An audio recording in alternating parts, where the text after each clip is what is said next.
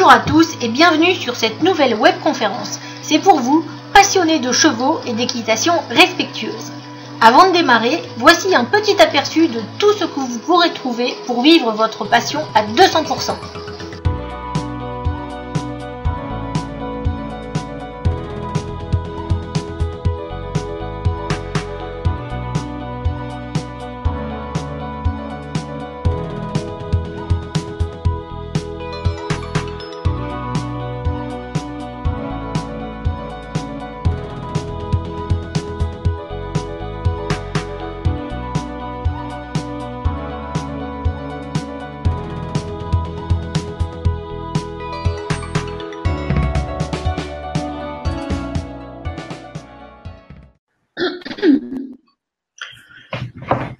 Angélique, bonjour.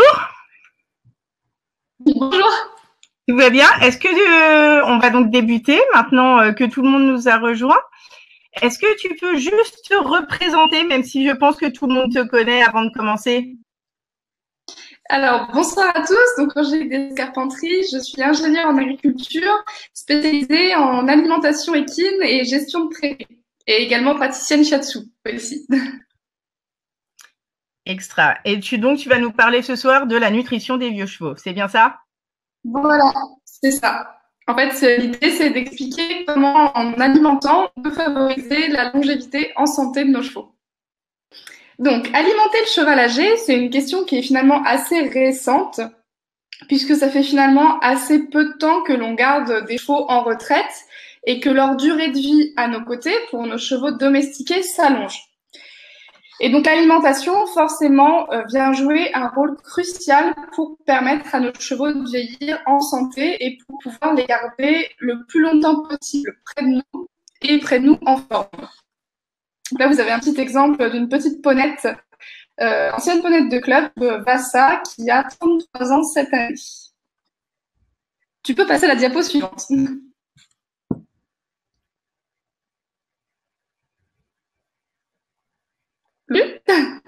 C'est bon, ça fonctionne? Alors moi, j'ai pas la diapo d'après. Je suis sur la première. Ça met un petit peu de temps avant de changer. Logiquement.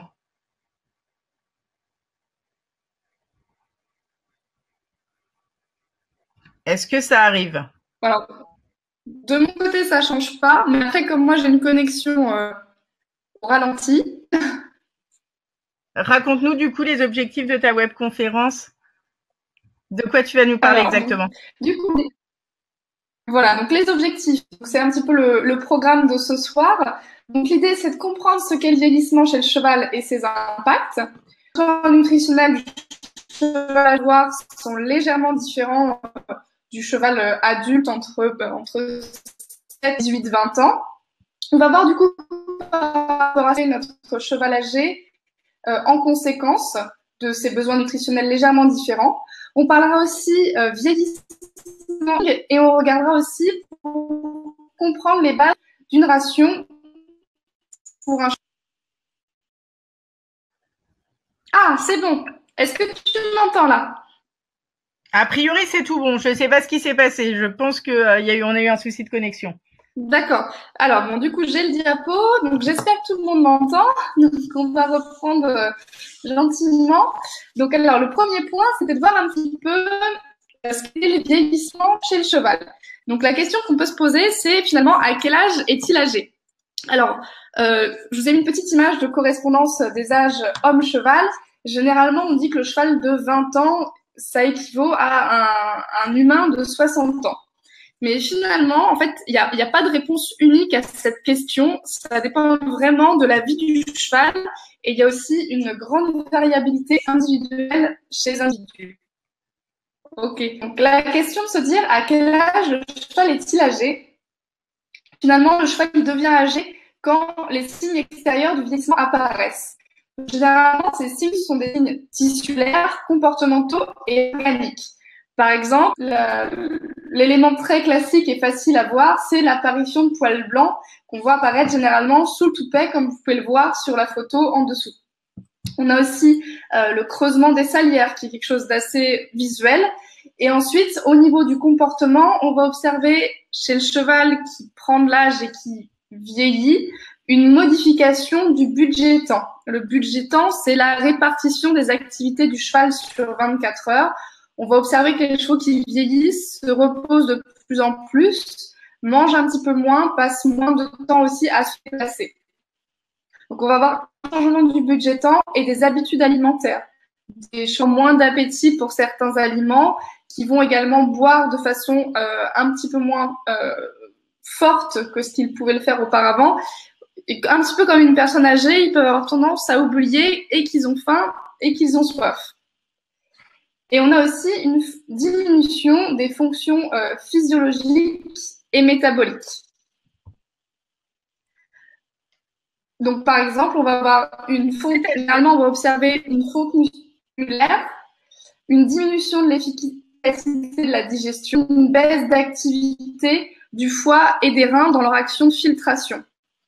On a aussi généralement une diminution de l'efficacité du système immunitaire. Donc, on arrive donc sur les besoins nutritionnels du cheval âgé.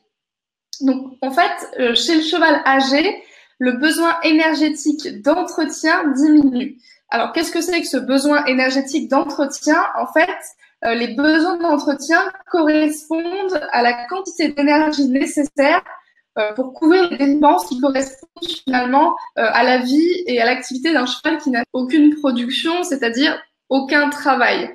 Donc, le cheval qui va vivre tranquillement dans son pré ou dans son paddock, qui va manger, qui va se déplacer, assurer voilà ses fonctions, son métabolisme de base, c'est-à-dire le fonctionnement de ses organes vitaux, maintenir ses cellules, ses tissus, et puis aussi s'alimenter, digérer, excréter ses déchets, régulation et son déplacement.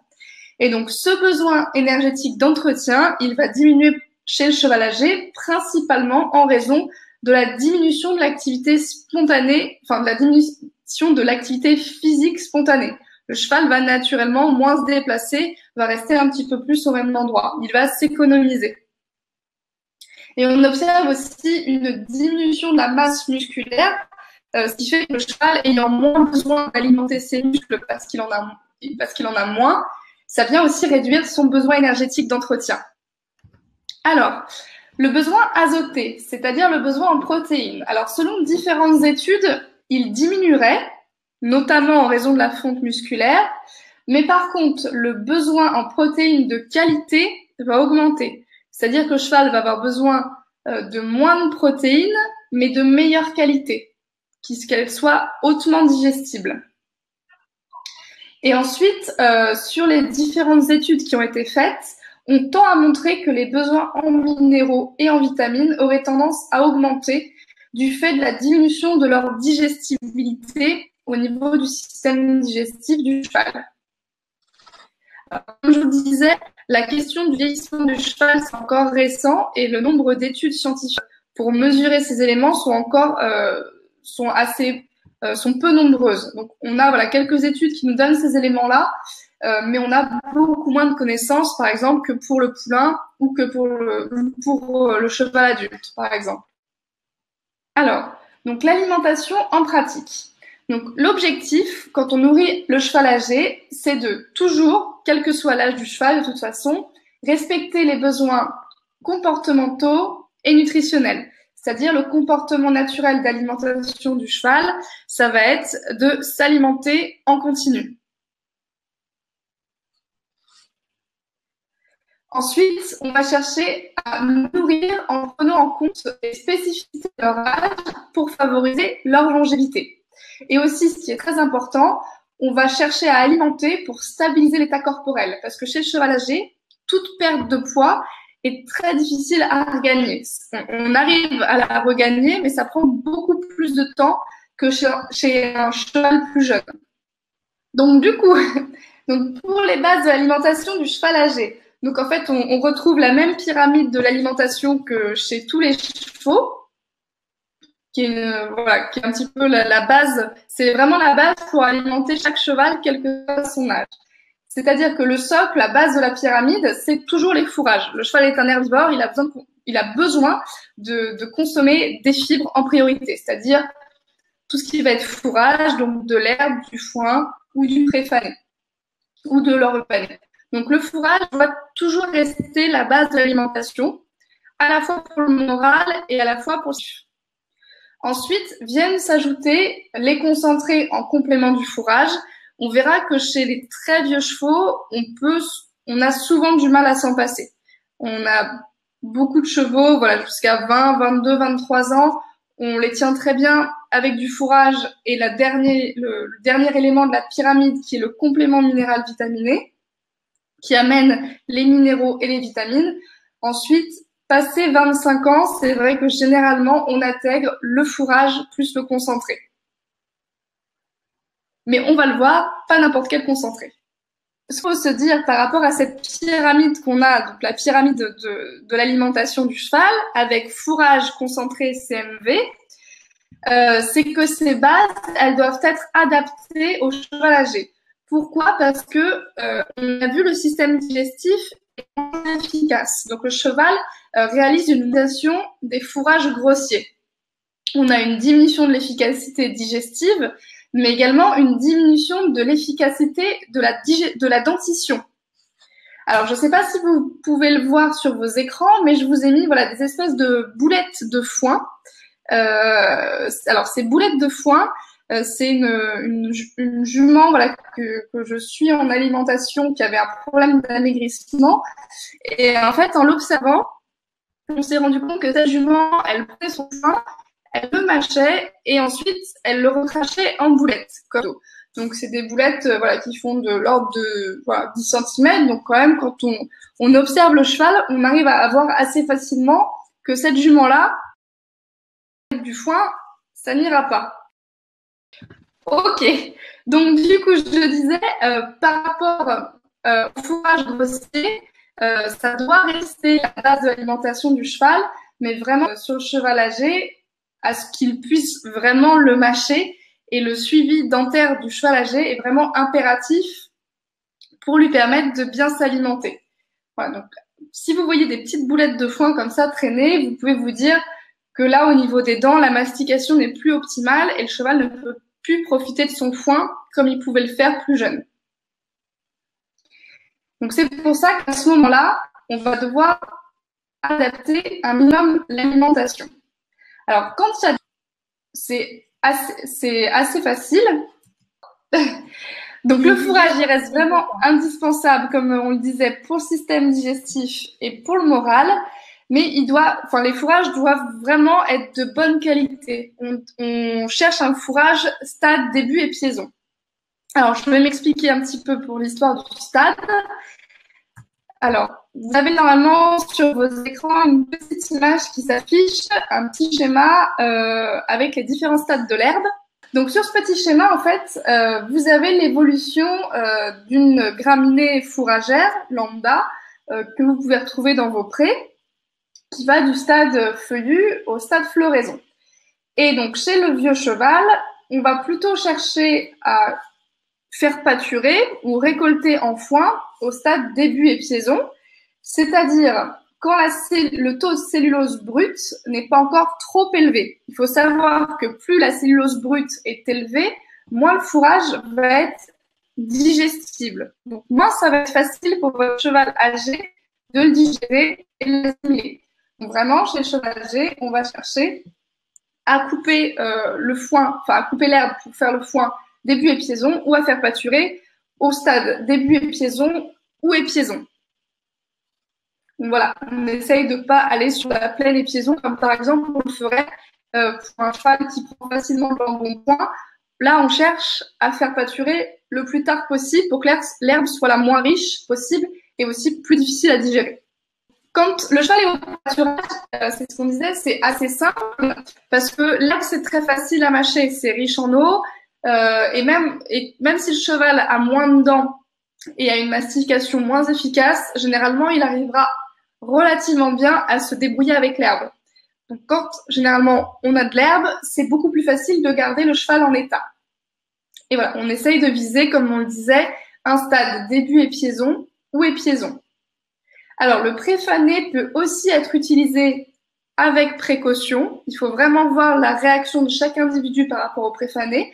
Le préfané, En fait, c'est on fauche et on récolte. En fait, on récolte au stade humide. On laisse pas sécher comme le foin. Donc, potentiellement, si c'est pas tout à fait bien conservé, on peut créer des fermentations dans le système digestif du cheval qui peuvent être très douloureuses, voire créer des coliques. Donc, c'est pour ça le préfané à utiliser avec précaution, uniquement de très bonne qualité, et voir comment chaque individu réagit par rapport à cet aliment. Par rapport aux chevaux qui ont des problèmes de dents ou un petit manque d'appétit, le foin peut aussi être haché. Et quand vraiment on a des chevaux qui ont des gros problèmes dentaires ou vraiment des gros problèmes d'appétit, la solution qui est très efficace, c'est de passer sur des bouchons de foin à réhydrater. Donc, c'est-à-dire qu'on va plonger ces bouchons de foin que vous voyez en photo dans de l'eau, on va les laisser se déliter et on va mettre plus ou moins d'eau pour avoir quasiment, pour certains chevaux, une soupe. Voilà, pour que ça fasse mastiquer un tout petit peu. Mais comme c'est des chevaux qui ont vraiment plus des dents, ça va leur permettre de leur apporter de la fibre malgré leur manque de dents. Alors, sur ces bouchons de foin, attention à leur composition. Dans certains bouchons, vous avez à la fois des graminées fourragères, de la luzerne, un petit peu de céréales. Préférez vraiment des bouchons composés uniquement de graminées fourragères. Les aliments concentrés, ils peuvent être utilisés pour aider à maintenir l'état corporel. Souvent, les aliments concentrés sont plus faciles à mettre au fourrage. Par contre, il faut toujours les utiliser avec parcimonie. Il faut limiter la proportion de céréales dans l'aliment concentré, donc plutôt préférer des aliments toujours riches en fibres. Et il faut privilégier des petits repas réguliers pour ne pas surcharger les fonctions digestives. Alors, pourquoi limiter la proportion de céréales? Donc, quand on dit proportion de céréales, on pense à l'amidon qui est contenu dans les céréales. Le cheval a une capacité de digestion de l'amidon au niveau de l'intestin grêle qui est limitée. Ça reste un herbivore, donc les herbivores ne savent pas digérer des grosses quantités d'amidon, ne savent pas digérer des grosses quantités de céréales. Donc, notre cheval âgé qui a déjà un système digestif moins efficace, si on le charge en aliments concentrés et donc en céréales, on risque de provoquer des problèmes digestifs. Et aussi sur nos chevaux âgés qui auraient des maladies type syndrome métabolique équin ou Cushing, avec beaucoup de céréales, on risquerait en fait d'accentuer ces problèmes d'intolérance métabolique. Ou généralement, quand on a le syndrome métabolique équin ou Cushing, les glucides sont compliqués à gérer au niveau de l'organisme pour le cheval. Donc, aliments concentrés, oui, s'ils sont nécessaires, mais les choisir avec un taux d'amidon raisonné et bien raisonner l'apport voilà, on dit pour un cheval adulte, on ne dépasse pas 1 gramme d'amidon par kilo de cheval et par repas. Donc, on se dit que pour un cheval âgé, il faudrait quasiment être en dessous du 1 gramme d'amidon par kilo de cheval et par repas. Pensez vraiment à privilégier des petits repas plutôt que des gros repas. Aussi pour limiter cette quantité d'amidon si l'aliment concentré est nécessaire. C'est ça. Donc l'alimentation de notre cheval âgé doit contenir entre 10 et 12% de matière azotée totale. Et ces matières azotées totales doivent obligatoirement être de qualité. C'est ce qu'on disait tout à l'heure. Il faut qu'elles soient riches en protéines très digestibles. On cherche des protéines très digestibles. Donc, le type de matière première, c'est soja, luzerne, pois. Et on cherche aussi à ce qu'elles soient riches en lysine et en thréonine, qui sont des acides aminés limitants chez le cheval. C'est-à-dire que le cheval en a besoin pour construire ses propres protéines. Et s'il n'a pas ces 2 acides aminés-là, il arrête sa synthèse des protéines. En fait, c'est comme je disais, alors je ne sais pas si vous avez entendu tout à l'heure ou pas, au pire je me répète, vous pouvez voir les protéines comme un collier de perles et chaque acide aminé étant une perle. Et en fait, le cheval, pour faire ses colliers de perles, il va piocher des acides aminés, donc des perles, dans ce qu'il va avoir mangé et digéré. Sauf que si à un moment, il a plus les perles, lysine et thréonine, il arrête tout. Il fait plus de collier. Donc, c'est pour ça qu'on appelle la lysine et la thréonine des acides aminés limitants. On va aussi chercher à avoir des aliments bien pourvus en acides gras essentiels. On peut tout à fait utiliser progressivement dans l'alimentation de nos chevaux âgés de l'huile végétale, type huile de maïs, isiocat, tournesol, etc. Donc, ce qui est très important sur l'utilisation des huiles végétales, intégrer progressivement, voir comment le cheval les supporte. Pareil, il y a une variabilité individuelle qui est importante sur le fait de supporter ou non l'intégration d'huile dans l'alimentation. Donc voilà, bien regarder le cheval, voir comment il s'y adapte et les intégrer ou les retirer si nécessaire. C'est bon pour nous. Donc la couverture des besoins, elle doit être adaptée par rapport aux besoins de chaque cheval. Bien sûr, un poney n'aura pas les mêmes besoins qu'un cheval de 500 ou 600 kilos. Et la complémentation donc en minéraux et vitamines, si elle est nécessaire par rapport à l'alimentation distribuée, doit l'être en continu et non pas par cure. Le cheval âgé comme le cheval plus jeune n'a pas la capacité de stocker les minéraux et les vitamines, enfin certains minéraux et certaines vitamines, et le cheval âgé l'a encore moins. Il faut vraiment répondre chaque jour à ses besoins en éléments minéraux. Donc vraiment, il faut couvrir les besoins sans excès. C'est-à-dire que si votre cheval reçoit du foin ou des bouchons de foin, plus un aliment du commerce, qui sont généralement déjà pourvus en minéraux et en vitamines, je vous conseille vraiment de passer par un calcul de ration pour voir si il y aurait besoin d'en ajouter ou si l'aliment du commerce couvre l'ensemble des besoins. Alors généralement, si vous regardez sur vos sacs, vous avez des conseils de distribution sur les aliments du commerce. C'est marqué par exemple à distribuer entre 2 et 3 kilos par jour pour un cheval de 500 kilos. Là, le fabricant d'aliments, lui, a calculé son apport en minéraux et vitamines dans son aliment pour que quand vous le distribuez à 2 ou 3 kilos par jour, vous apportez la bonne dose. Par contre, si vous le distribuez à 1 kilo par jour, il manquera certainement des minéraux et des vitamines, et c'est à ce moment-là qu'un calcul de ration peut être intéressant pour pouvoir éventuellement ajouter, grâce à un complément minéral vitaminé, le petit manque du fait que vous distribuiez moins concentré que ce qui avait été préconisé par le fabricant d'aliments. Sur les chevaux qui sont qu'au foin, généralement, le CMV, le complément minéral vitaminé, il est obligatoire parce que sur nos foins, on a généralement des carences en zinc, en cuivre et très souvent en vitamine E et en sélénium, avec bien sûr une variation selon les régions. Et donc aussi, petit élément, on va chercher un rapport phosphocalcique égal à 2. Alors que chez le cheval adulte, on va plutôt être entre 1,5 et 1,8. Chez le cheval âgé, on va plutôt chercher à être à 2 parce qu'on a une diminution de l'absorption du calcium. Voilà, et on doit bien penser, donc couvrir les besoins, mais sans excès. Je me répète un petit peu. On peut passer du coup sur la diapo pour faire un petit point justement sur la maladie de Cushing. La fameuse maladie de Cushing. Voilà. Alors, donc, c'est une maladie qu'on retrouve généralement sur nos chevaux âgés, bien que maintenant on la retrouve aussi sur des chevaux plus jeunes. Elle cause souvent pas mal de soucis aux propriétaires qui ont des chevaux touchés par cette maladie. Alors, c'est une maladie qui est causée par un dérèglement hormonal. On a des chevaux qui vont être hirsutes, qui ont du mal à perdre leur poil, qui vont avoir une fonte musculaire. En fait, on va voir progressivement apparaître la colonne vertébrale et on va voir un abdomen bombé, un petit peu en poire. C'est une forme d'abdomen assez caractéristique qu'on va retrouver sur ces chevaux-là. Ils vont avoir une tendance aussi à plus d'abcès, qu'on va retrouver au niveau des pieds, au niveau. C'est des chevaux là qui vont sortir généralement beaucoup d'abcès. Et donc, cette maladie de Cushing, en fait, elle est due à une dégénérescence des cellules de l'hypophyse.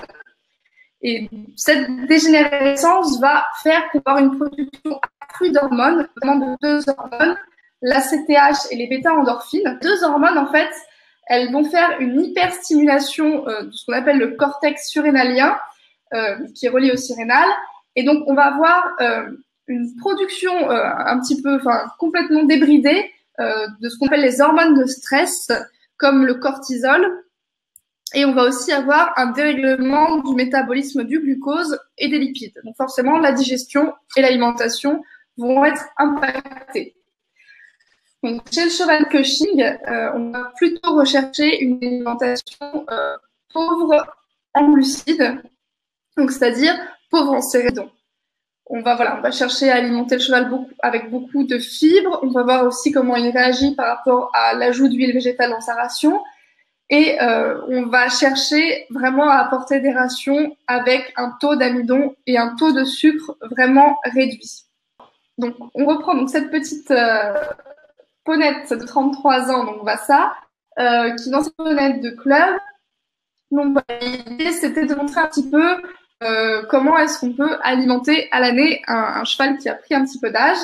Donc, pour cette petite ponette, elle reçoit en hiver 6 kilos de bon foin. Donc, on a vraiment fait attention à la qualité du foin. Donc, c'est un foin qui n'est pas poussiéreux, qui a été fauché début et piaison. Alors, bon, après, les foins de l'année dernière ont été compliqués à faire. Donc, ça reste un foin qui est pas très riche, mais qui reste d'une qualité quand même correcte par rapport à l'année qu'on a eue. Elle reçoit aussi donc 3 litres d'un aliment concentré du pauvre en amidon et formulé pour chevaux seniors. Et au printemps, elle reçoit du coup, elle est à l'herbe au printemps, donc à volonté, et un CMV pour couvrir les besoins en minéraux et en vitamines. Et c'est une ponette qui se porte bien, qui ne perd pas vraiment d'état en hiver, et qui est très en forme pour ses 33 ans parce que elle trotte et elle met encore quelques petits coups de cul avec son copain de près. Voilà, ponette très en forme pour son âge. Donc Domino, donc, je suis désolée, il n'y a pas de photo par contre pour Domino. Donc Domino, c'est une jument selle française de 25 ans qui a une carrière de CSO, qui a eu une vraie carrière sportive. Donc c'est une jument qui était en bel état jusqu'à ses 22 ans. Et 22 ans, donc elle est partie en Normandie pour sa retraite, où elle a eu plusieurs problèmes d'abcès au pied. Et où elle avait des difficultés pour en fait accéder au foin l'hiver. Donc elle reprenait bien de l'état au printemps et elle était grâce à l'herbe. Mais voilà, on avait une perte d'état en hiver qui s'est aggravée en fait de 22. Sa propriétaire l'a ramenée auprès d'elle et donc cet hiver, elle a eu une grosse perte d'état. On a regardé ensemble, voir comment on pouvait améliorer ça. Donc, en fait, c'est qu'elle avait du mal à manger son foin. Donc, une dentition qui commençait aussi à prendre l'âge et à être moins efficace. Elle avait aussi une baisse d'appétit. Elle boudait un petit peu son foin. Et donc, on avait un objectif de prise d'état. Malgré ça, c'est une jument qui avait tout à fait le moral et qui vivait donc dans un paddock avec un abri et qui était donc couverte quand il faisait froid et si vraiment il faisait très froid, rentrer au box la nuit. Donc pour Domino, du coup, on a doublé les quantités de foin malgré parce qu'elle mangeait, donc elle avait 5 kilos de foin auquel elle prêtait pas trop attention. Donc on est à 10 kilos de foin, mais on a changé l'endroit où était le foin. Et le fait de changer l'endroit du foin, lui mettre un endroit où elle passait un peu plus de temps, elle a réussi à consommer ces 10 kilos de foin.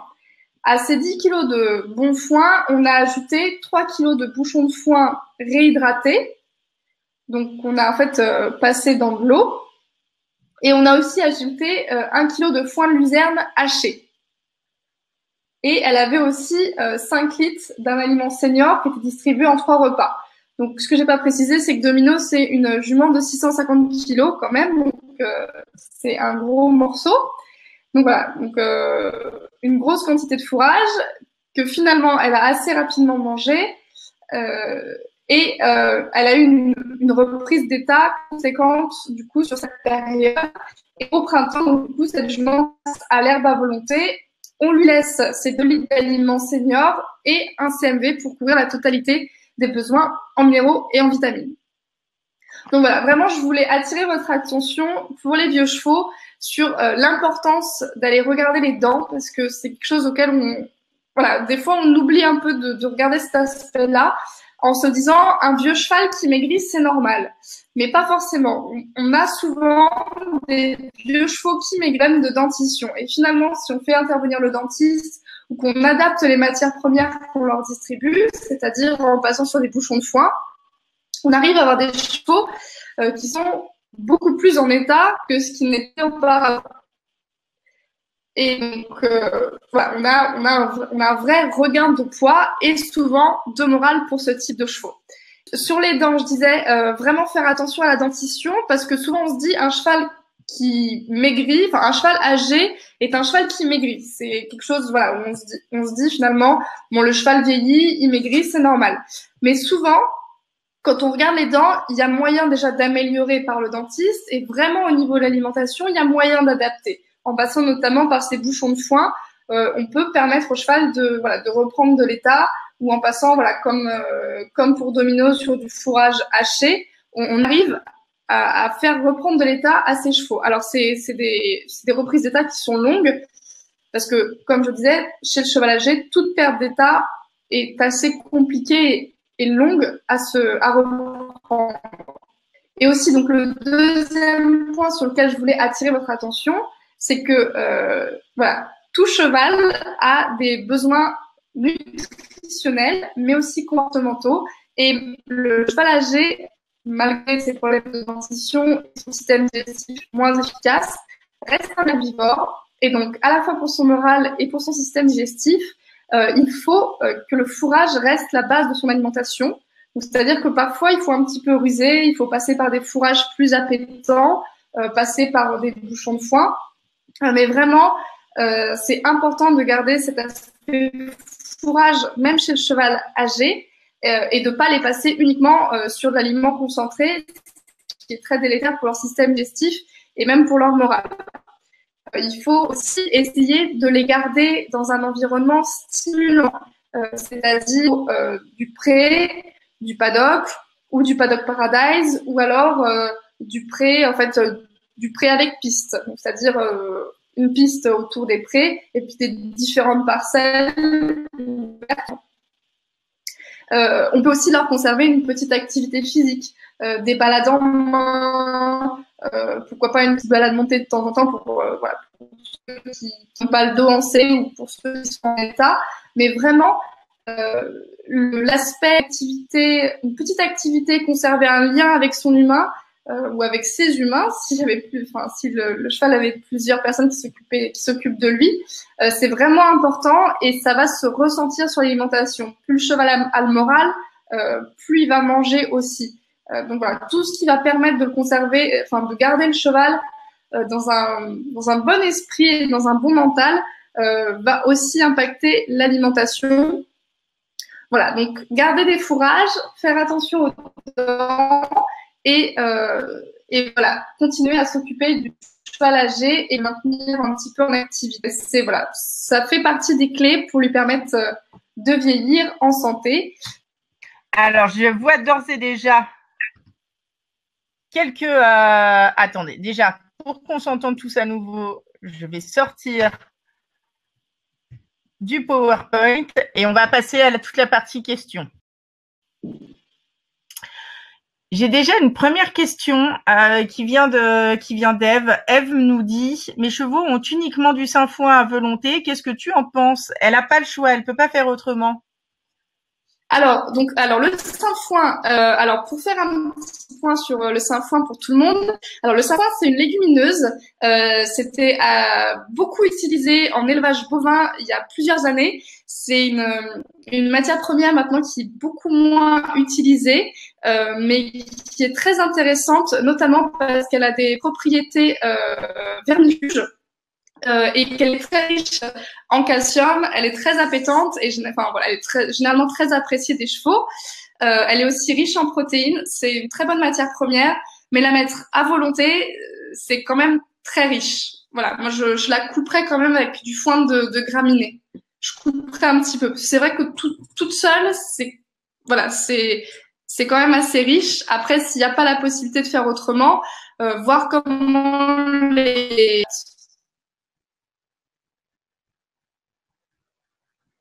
Ah, Angélique, on ne t'entend plus. Ah, ben pourtant, je suis là, mais je vous entends. Si tu peux juste reprendre ta dernière phrase, s'il te plaît. Tu disais qu'à partir du... En fait, tu nous disais qu'à partir du moment où on n'avait vraiment pas le choix, il fallait essayer d'envisager de pas forcément le laisser à volonté et d'assurer des petites coupes. C'est ça. Alors du coup, sur le sainfoin, seul, c'est vraiment riche. C'est une matière première qui est assez riche en protéines. L'idéal, ça serait de coupler le sainfoin avec un foin de graminées pour que l'ensemble de l'alimentation soit un petit peu moins riche. Après, si on n'a pas la possibilité de faire autrement, déjà voir comment les chevaux réagissent et aussi, pourquoi pas essayer de mettre en filet à foin pour limiter un petit peu l'ingestion sans toucher à la durée d'alimentation. Et on cherche, de toute façon, on cherche toujours à maximiser la durée d'alimentation. Donc du coup, tu essayes de fractionner au maximum et pour garder ce côté alimentation en permanence, quoi. C'est ça, en fait, de diminuer, enfin de ralentir l'ingestion pour essayer qu'ils en mangent pas trop parce que c'est quand même une matière première riche, mais voilà, en gardant cet aspect, manger quasiment en continu ou en tout cas s'alimenter quand ils le souhaitent. Ok, extra. J'ai une autre petite question, mais de la part d'Émilie cette fois, qui nous demande pour les CMV, comment faire quand on a un cheval en pension? Qu'est-ce qu'il est possible de faire?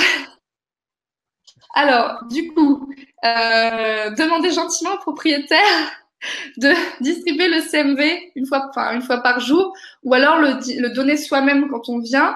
Ensuite, voilà, se poser la question aussi de savoir si le CMV est nécessaire ou pas, c'est-à-dire si le cheval a du foin plus un aliment concentré, comme c'est souvent le cas en pension, le fabricant met dedans ce qu'on appelle un prémix, c'est-à-dire c'est la base technologique de l'aliment qui contient déjà les minéraux et les vitamines.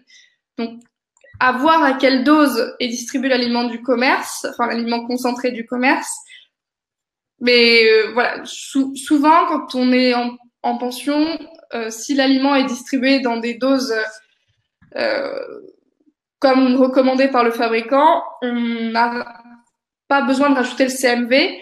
Par contre, si on distribue à petite dose l'aliment ou qu'on a en fait juste de l'orge par exemple, là il faut rajouter un CMV. Le mieux c'est de passer par un calcul de ration ou demander au propriétaire si ça l'intéresse de passer, le propriétaire de l'écurie, pardon, savoir si ça l'intéresse de passer par un calcul de ration pour voir un petit peu ce qu'il distribue et comment il peut adapter aussi au mieux l'alimentation pour l'ensemble de ses chevaux. Extra, merci beaucoup. Petite question de la part d'Apollonia qui demande ce que sont exactement les bouchons de foin. Est-ce que c'est du foin recraché? Qu'est-ce qu'on peut y faire? Alors, les bouchons de foin, donc ça dépend en fait des marques sur lesquelles on va aller, mais en fait c'est du fourrage c'est de l'herbe qu'on a fauché, laissé sécher et ensuite qui est haché et en fait passé en bouchon.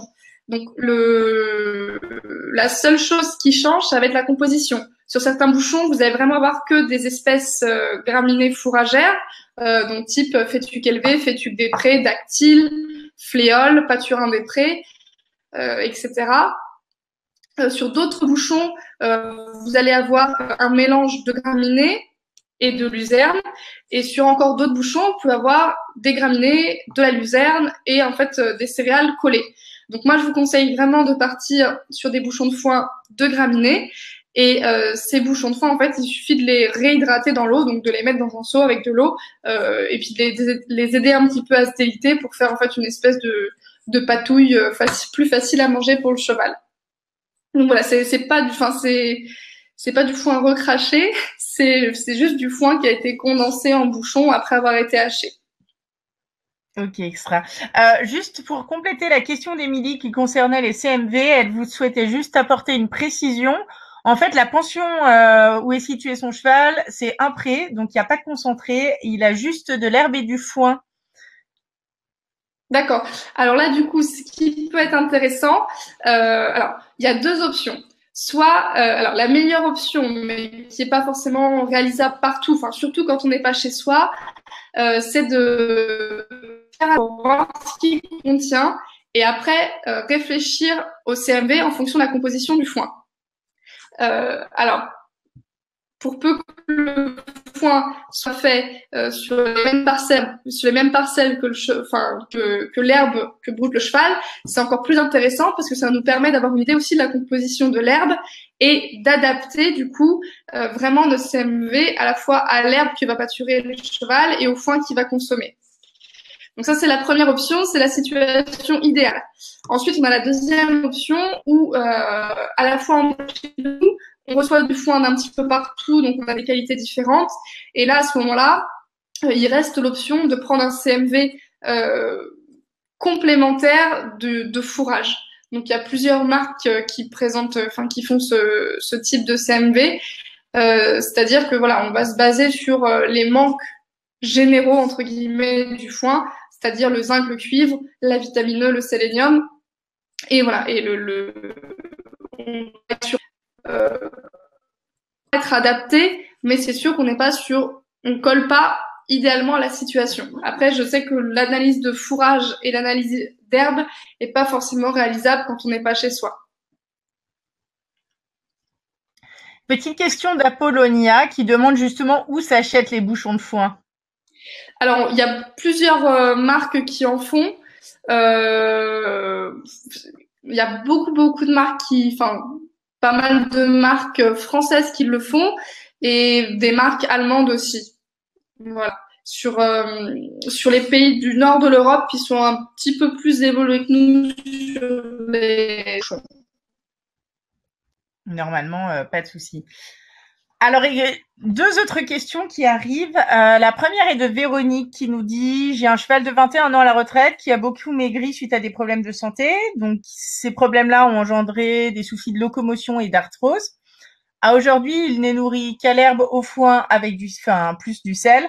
Il est complémenté, en fait, derrière avec un complément spécial senior. Est-ce que tu conseilles un CMV pour lui booster ses défenses immunitaires et si oui, un en particulier ou un conseil supplémentaire? Alors, juste par rapport comme il y a déjà un complément aliment senior, qui je pense du coup est un aliment du commerce, il y a déjà une partie de minéraux et de vitamines. Là comme ça, c'est difficile de dire si, parce que tout dépend du cheval, de son poids, donc de ses besoins, et de la composition du mélange qui est distribué, et donc du mélange qui est distribué et aux quantités à laquelle il est distribué. D'accord. Donc en fait, on est bien d'accord que l'adaptation de n'importe quel CMV dépend finalement réellement de chaque cheval, de ses conditions de vie dans tous les cas. Enfin, on peut pas systématiser.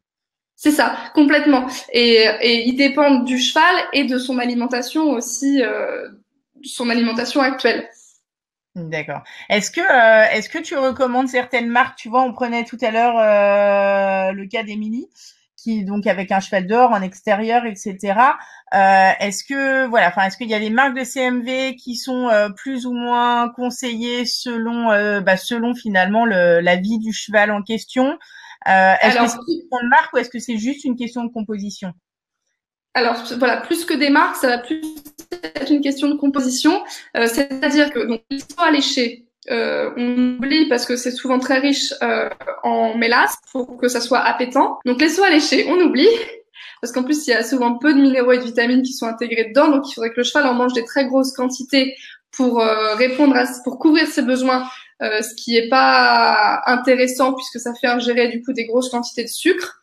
Ensuite, sur les CMV, on sélectionne ceux qui donnent leur composition, c'est-à-dire que des CMV pour lesquels on n'a pas les valeurs en phosphore, en calcium, en cuivre, en zinc, où on a juste des ingrédients, c'est finalement assez peu intéressant parce qu'on va donner quelque chose sans savoir ce qu'on donne vraiment en termes de composition.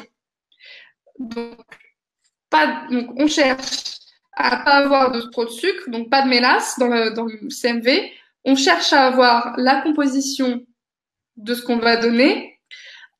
Si on peut chercher à limiter, voilà, si on a des céréales dedans, souvent pour ce on dit pour coller les minéraux et les vitamines, il faut bien les coller sur quelque chose.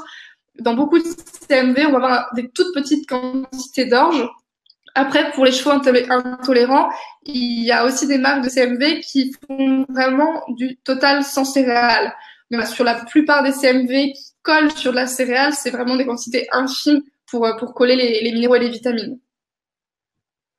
D'accord, ok. Voilà, c'est vraiment, voilà, c'est pas une question de marque, c'est vraiment une question de composition. Et si aussi, très important, sur la provenance minéraux et vitamines, chercher plutôt des provenances Europe que des provenances monde.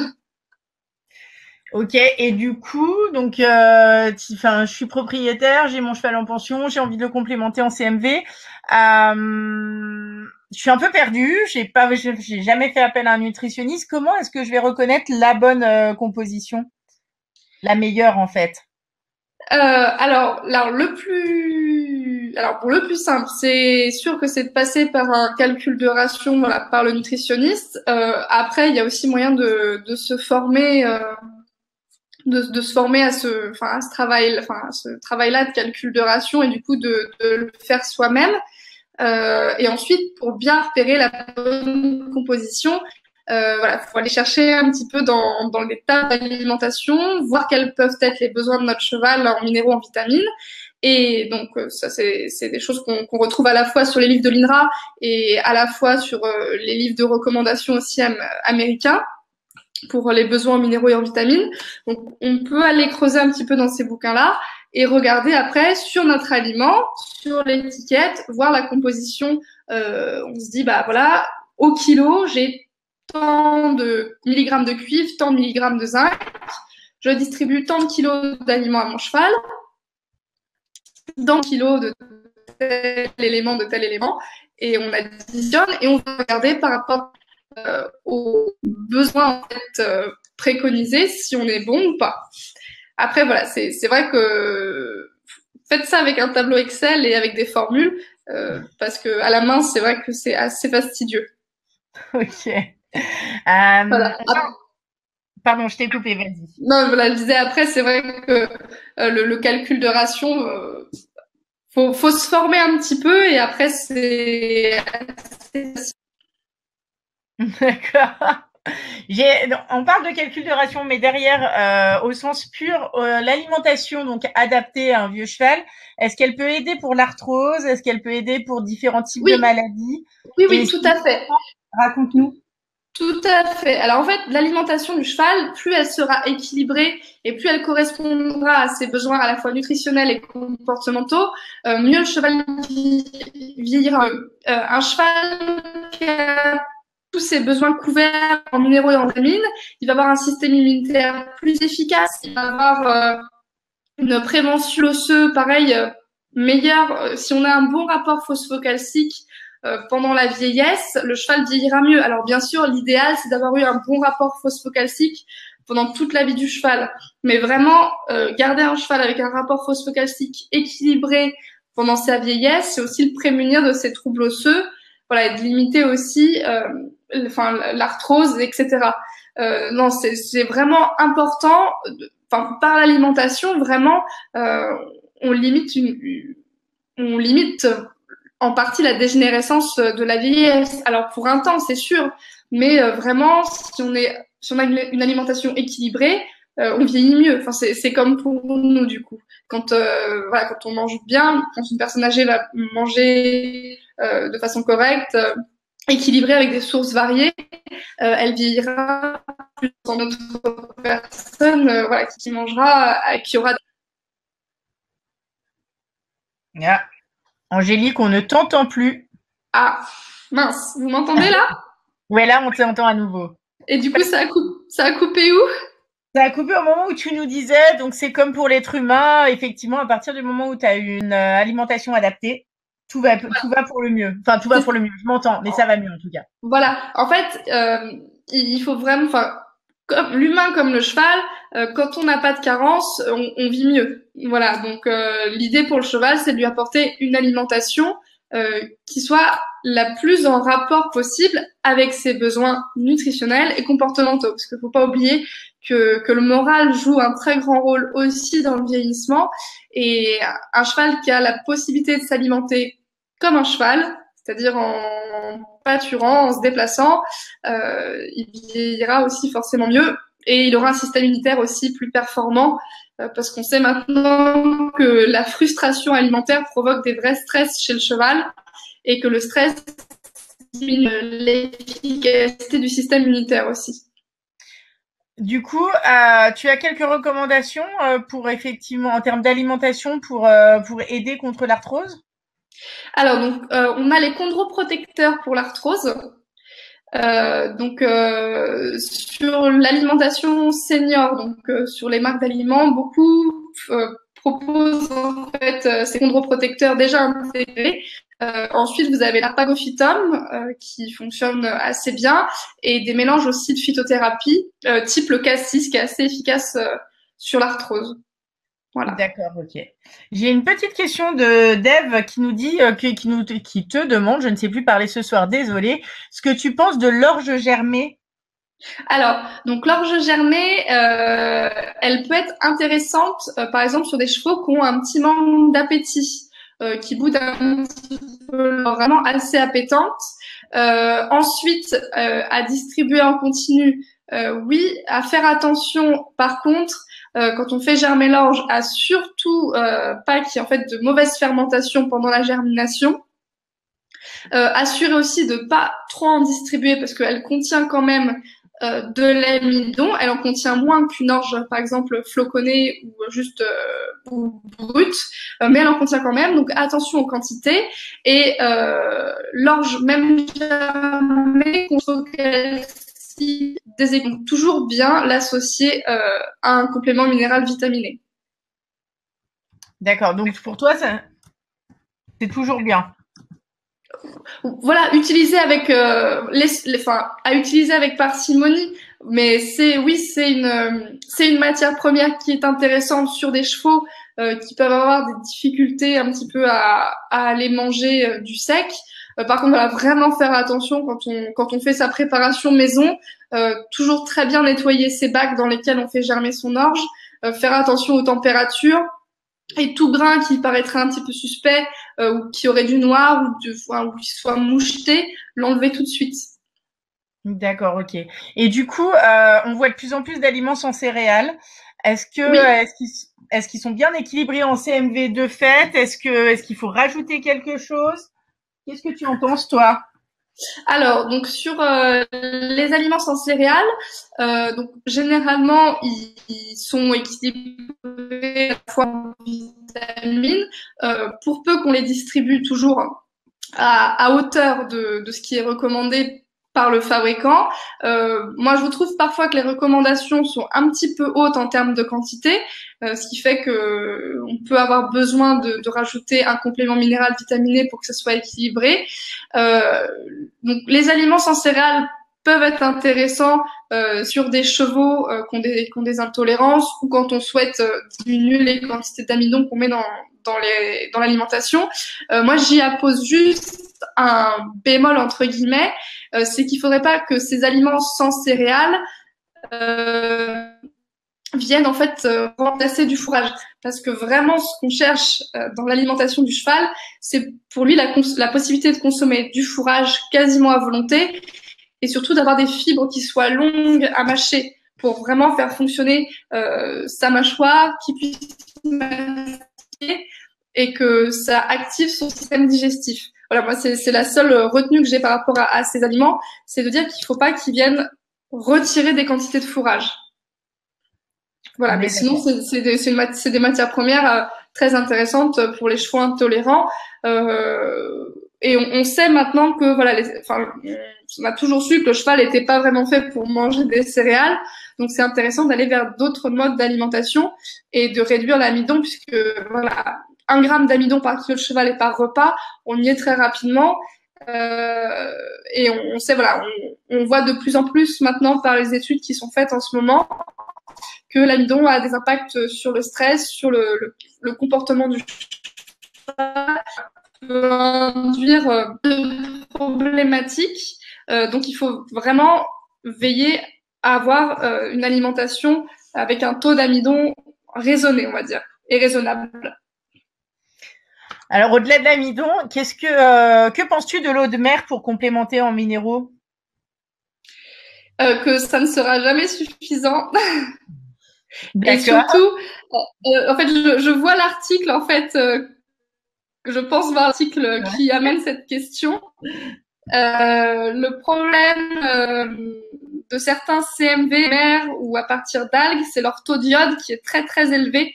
Alors moi, j'ai personnellement vu un CMV qui contenait plus de 50 fois la dose d'iode recommandée par jour.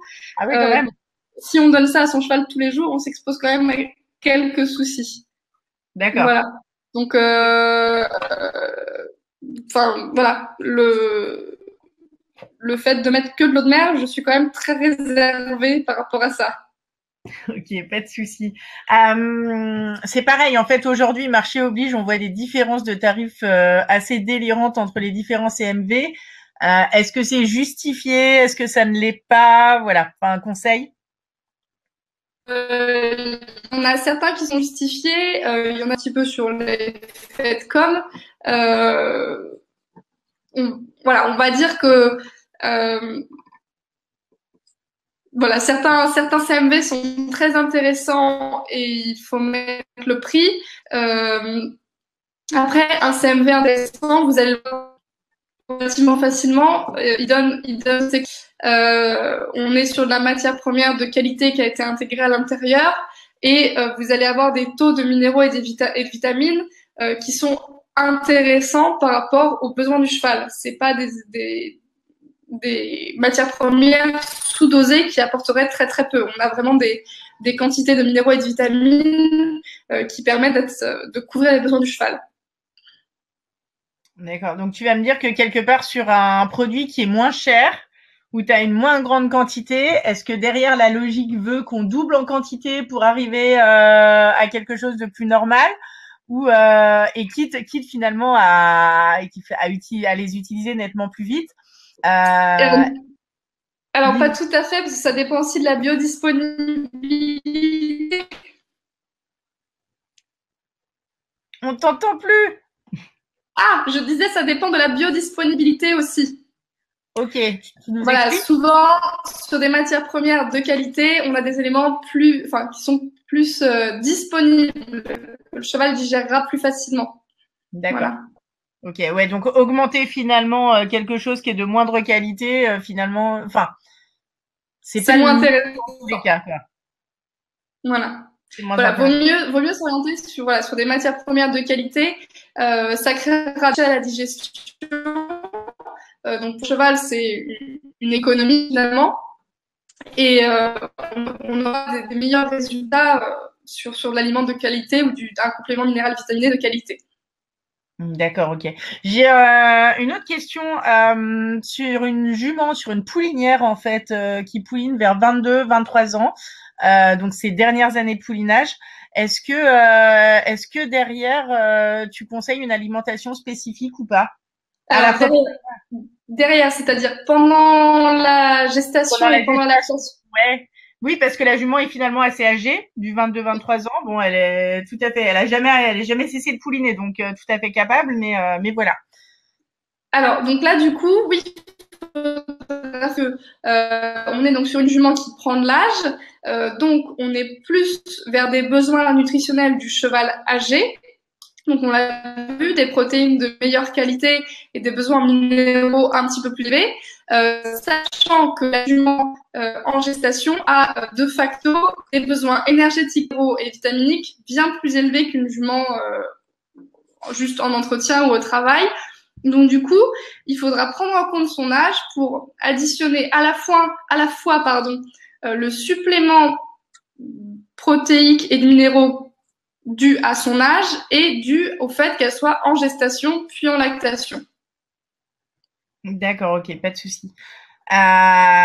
J'ai juste avant d'enchaîner sur cette histoire de jument, Eve qui nous demande comment reconnaître si les CMV sont de bonne qualité ou pas. Alors, donc du coup, ça c'est vraiment la composition.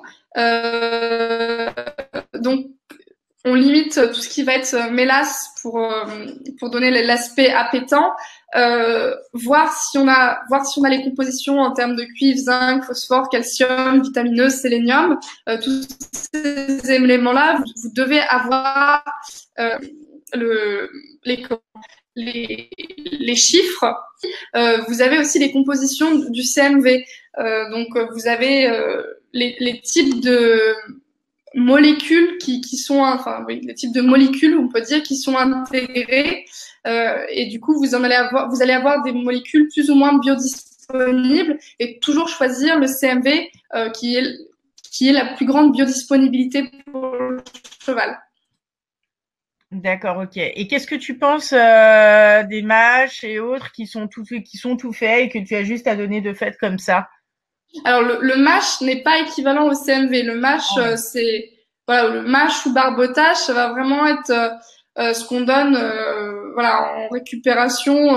Alors par exemple après un concours, sur le rôle premier du mash, c'est de faciliter le transit digestif parce que souvent on va retrouver des graines de lin, etc. Donc là, on n'a pas vraiment de rapport avec le complément minéral vitaminé et sur le cheval âgé, il a un intérêt limité, on va dire. Petite question d'Émilie qui demande comment adapter les fourrages quand tu as des chevaux d'âge différents qui ont des besoins différents. Est-ce que tu adaptes plutôt le complément et le CMV plutôt que les fourrages? Comment ça se passe? Alors, donc, sur les besoins différents, c'est tout à fait possible d'avoir des chevaux de besoins différents avec un même fourrage. Alors, sauf si on a le petit Shetland et le grand cheval de sport. Là, ça devient compliqué parce que le grand cheval de sport, il faudra lui laisser manger ses 15 kilos de fourrage, 15-16 kilos de fourrage par jour. Et le Shetland, il faudra lui limiter pour pas qu'il finisse comme un petit tonneau. Donc, à part si on est dans ce là, on peut tout à fait laisser les chevaux sur un même type de fourrage, même s'ils ont quitte à mettre un filet pour essayer de ralentir un petit peu l'action, pour limiter aussi si on ne peuvent pas prendre, qui prennent plus facilement de l'état. Voilà, mais on a quand même sur les fourrages, on n'a pas une variabilité, on va dire très importante. Si vous prenez un foin coupé début épiaison et un autre fin épiaison, bien sûr que vous avez un écart, mais qui n'ira jamais du simple au double en termes de valeur alimentaire. Ok, donc dans tous les cas, finalement, c'est plus le complément et plus les CMV que tu vas adapter plutôt que le fourrage en tant que tel.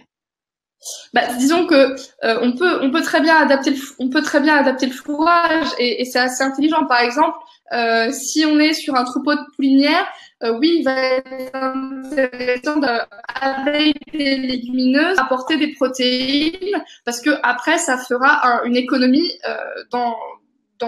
sur l'exploitation, puisque toutes les protéines qui seront apportées par l'herbe, ça sera des protéines en moins qu'on aura acheté. Ça fera réaliser des économies et on est quand même sur une alimentation quand on passe par de l'herbe ou par du foin qu'en devant ajouter un concentré. Donc oui, bien sûr que on peut jouer sur les fourrages.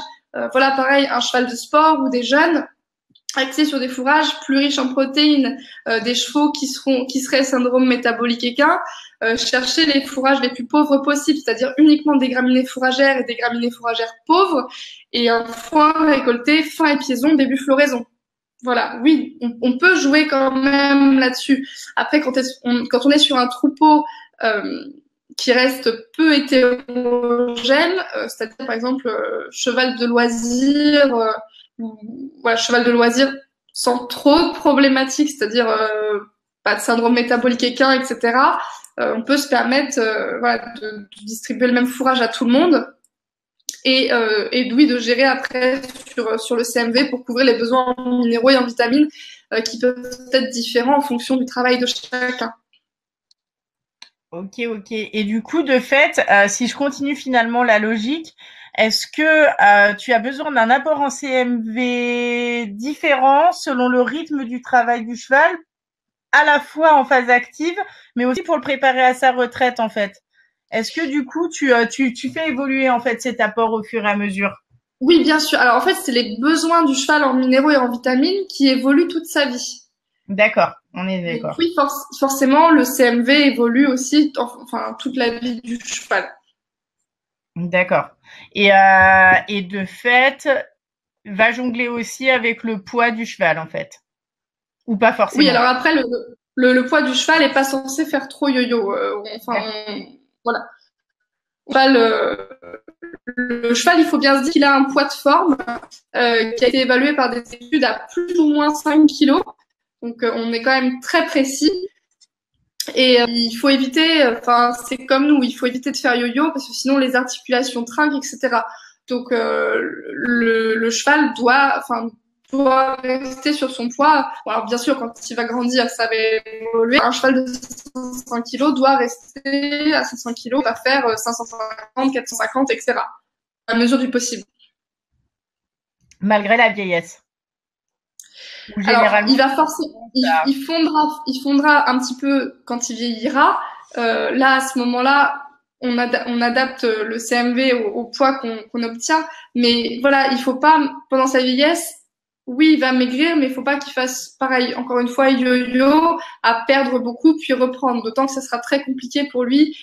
Plus il prendra de l'âge, plus ça sera compliqué pour reprendre de l'état. ça marche.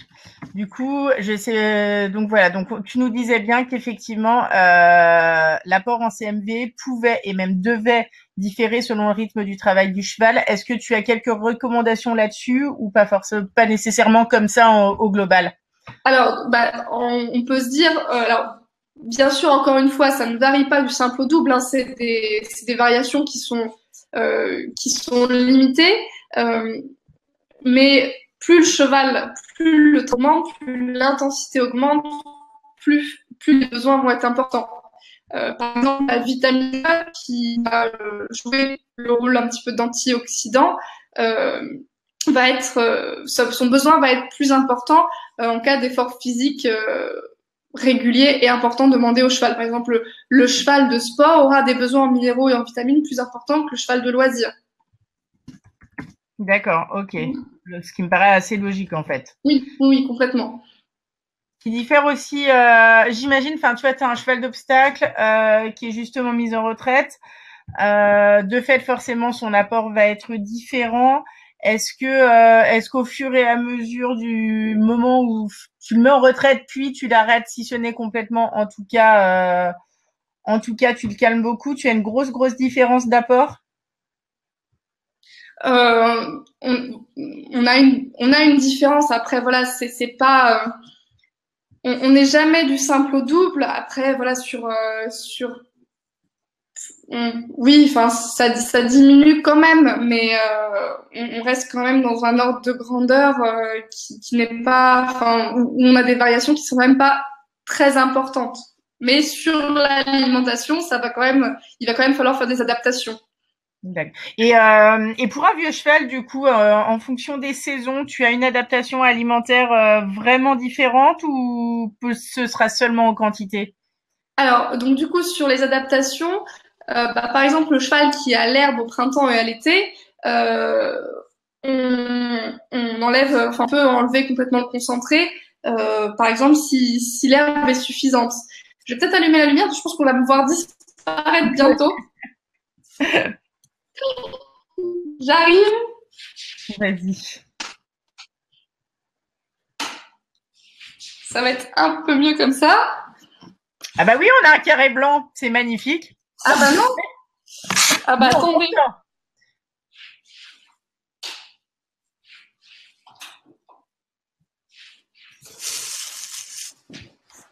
Ah bah on a un carré blanc. Voilà, c'est beau. Mais on t'entend, donc tout va bien. Voilà. Bon, du coup, sur les saisons, raconte-nous les tout. saisons. Donc, le cheval, donc par exemple, qui va à l'herbe. Donc là, par exemple, on va pouvoir enlever le concentré, parce que généralement l'herbe va être va être suffisante, où on va pouvoir bien diminuer le concentré. Donc là, par exemple, si le cheval, ses besoins en minéraux et en vitamines sont couverts le reste de l'année par son foin plus son concentré, quand on va le mettre qu'à l'herbe, c'est intéressant de mettre à la place un CMV pour continuer à couvrir les besoins en minéraux et en vitamines, parce que voilà, l'herbe comme le foin va avoir voilà, des petits manques au niveau du cuivre, du zinc. En fait, nos terres sont naturellement carencées dans ces éléments, avec toujours voilà, le plus intéressant, c'est de faire de fourrage ou même voilà, faire l'analyse de foin ou faire l'analyse d'herbe. C'est toujours très intéressant pour viser vraiment juste par rapport à comment on complémente. Du coup, tu nous disais donc en fonction des saisons, effectivement, il y a une adaptation en fonction du travail, en fonction du poids forme du cheval. Est-ce que du coup, dernière question, est-ce que l'alimentation change ou peut influencer sur le moral du cheval? Complètement. Complètement.